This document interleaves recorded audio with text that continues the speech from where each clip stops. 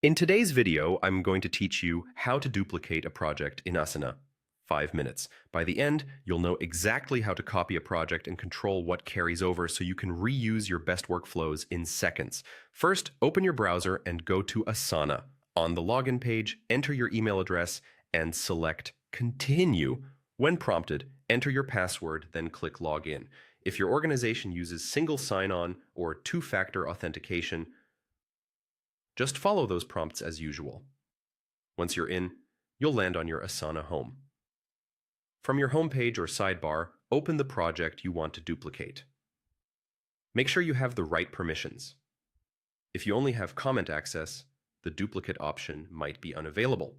When the project is open, look near the top of the screen for the Actions menu, often shown as a three-dot icon next to the project name. Click that to open the dropdown, then choose Duplicate.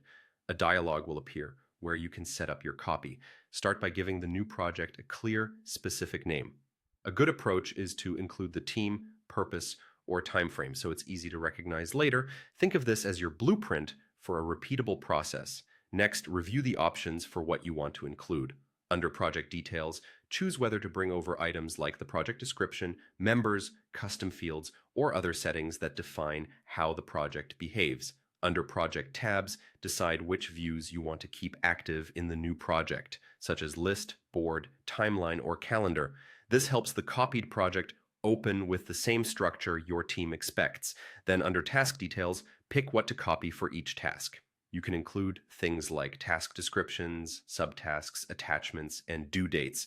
If you're reusing a template for a brand new initiative, you might include the structure but leave out assignees and dates so your team can assign work and schedule it fresh. When everything looks right, click Duplicate Project.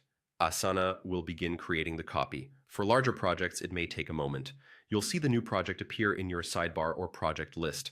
Open it to confirm the name, views, and task details were included as intended.